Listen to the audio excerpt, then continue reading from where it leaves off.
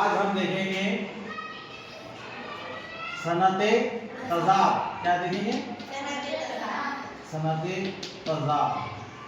اب صنعت تضاد کیا ہے؟ شاعری میں یا نثر میں ایسے دو الفاظوں کا استعمال.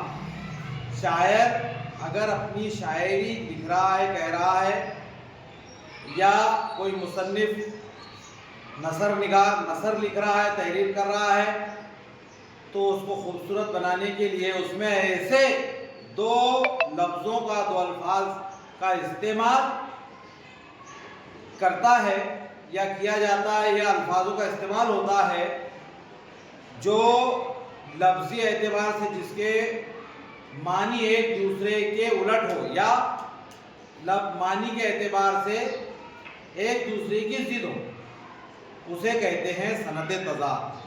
ایسے دو لفظوں کا استعمال جو معنی کے اعتبار سے ایک دوسرے کی کیا ہو؟ ضد ہو، الٹ ہو. مثال کے طور پہ صبح ہوتی ہے، شام ہوتی ہے. اس میں کیا ہے تضاد؟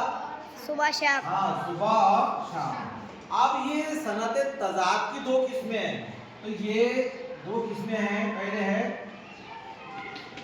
تضاد ایجابی. کیا ہے پہلی؟ تضاد ایجابی. ہاں، تضاد ایجابی.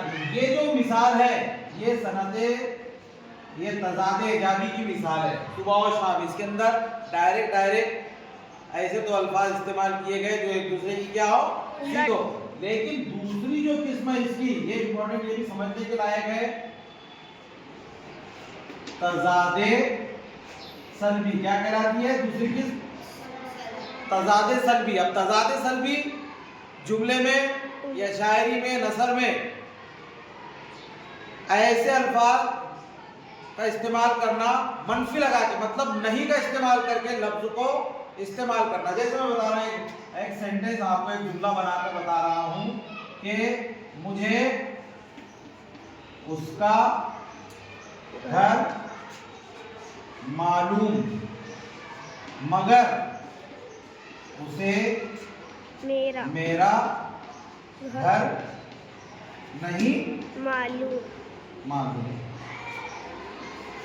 نہیں معلوم. اب اس کے اندر معلوم اور معلوم آیا ہے نا، لیکن اس معلوم کے ساتھ میں کیا آیا؟ نہیں آیا.